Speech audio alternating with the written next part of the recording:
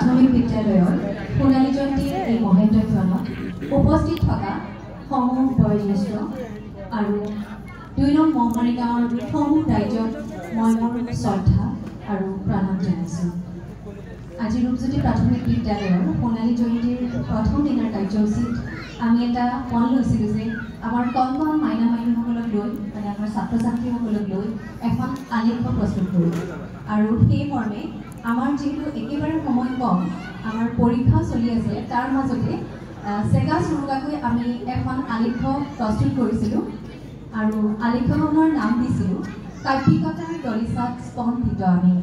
আৰু আজিৰ এই আলেখ্যখনৰ আৰম্ভণিতে আমাৰ বাদ্যযন্ত্ৰত সহযোগ কৰা শ্ৰদ্ধাৰ অনিল চাংমাইদেৱ আৰু হৃদয়ানন্দ তামুলীদেৱক আমি ধন্যবাদ জনাইছোঁ। লগতে মোক সহযোগ কৰা আমাৰ শ্ৰদ্ধাৰ দীপ্তিমেধি বাইদেউকো মই এই ক্ষণতে ধন্যবাদ জনাইছোঁ। যদি এই আলেখ্যখনৰ কিছু খুঁটি নাটি থাকি যাব পাৰে, আপোনালোকে মোক ক্ষমা কৰে যে যিহেতু একেবাৰে কণ ছাত্ৰ ছাত্ৰী প্ৰথমবাৰ কৰিব লৈছে আলেখ্য। ঠিক আছে।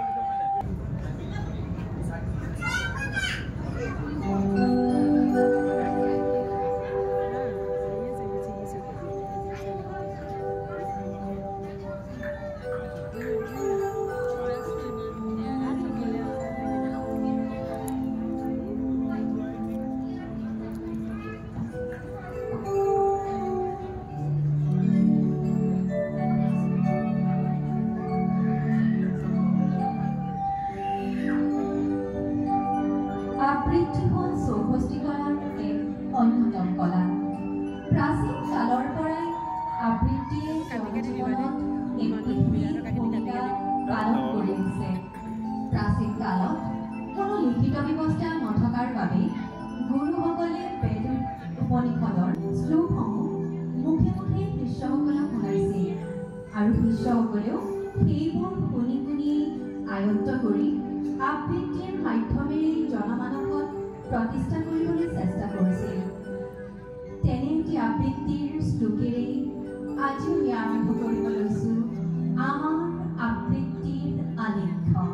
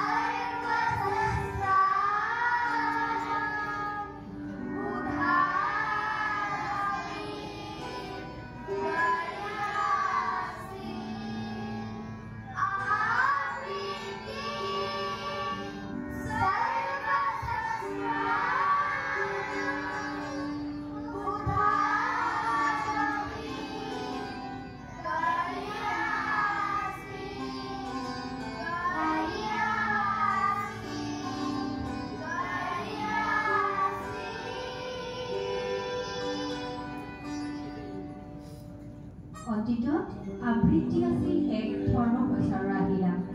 সৰ্বকালৰ সৰ্বশ্ৰেষ্ঠ মহাপুৰুষ তথা আমাৰ জগতগুৰু শ্ৰীমন্ত শংকৰদেৱ আৰু মাধৱদেৱে অসমত নৱবৈষ্ণৱ আন্দোলনৰ মাজেৰে যি ধৰ্ম প্ৰচাৰ কৰিছিল, তাত কীৰ্তন, ভাগৱত, নামঘোষা আদি ধৰ্মগ্ৰন্থসমূহৰ পঠন কাৰ্যৰ যোগেদি আবৃত্তি কলাৰ এক লৌকিক ৰীতি গঢ় লৈ উঠিছিল।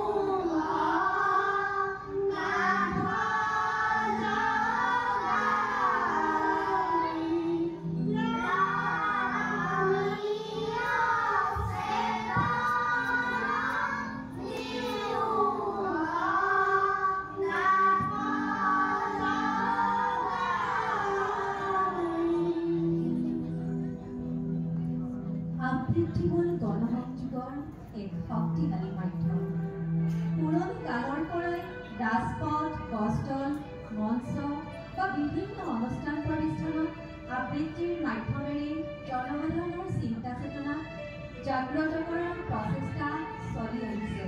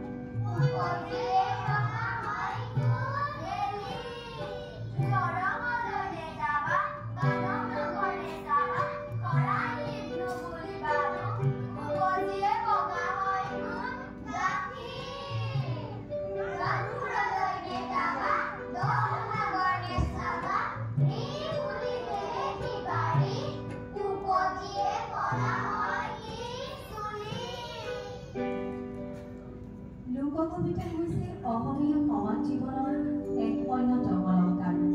এই লোককবিতা সমূহৰ এক সাংগীতিক মাধুৰ্য আৰু সুৰীয়া লহৰ আছে। মানুহৰ মুখে মুখে প্ৰচলিত তথা শৈশৱৰ ৰজাঘৰৰ হুকুম অহাৰ ভাও ধৰি খেলা খেলৰ লোককবিতাটো আছিল এনেদৰে।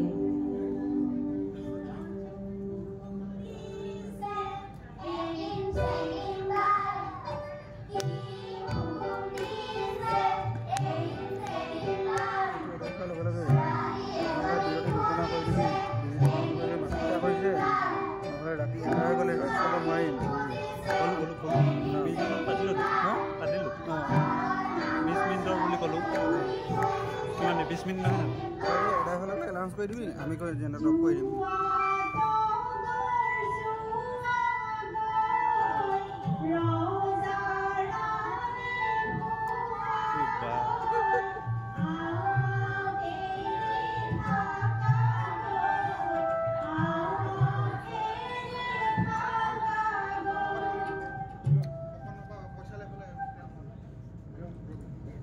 মৰমৰ আন এটি নাম মা আৰু পৃথিৱীৰ মহান সৃষ্টিবিলাকৰ আটাইতকৈ ডাঙৰ আশীৰ্বাদ এই মা।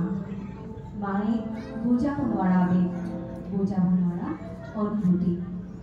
মা মানে প্ৰতিপালনৰ অন্য ৰূপ, দায়িত্ব পালনত সুৰঙা নেৰা এটা সত্তা, ধৈৰ্যৰ ভঁৰাল, অনুকৰণৰ উচিত আদৰ্শ, মৰমৰ সাগৰ।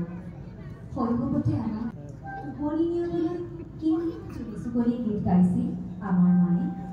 তেনে এক নিচুকনি গীতেৰে সমৃদ্ধ কৰি ডক্টৰ ভূপেন হাজৰিকাই তেখেতৰ টোপনি কবিতাটি এইদৰে লিখিছে।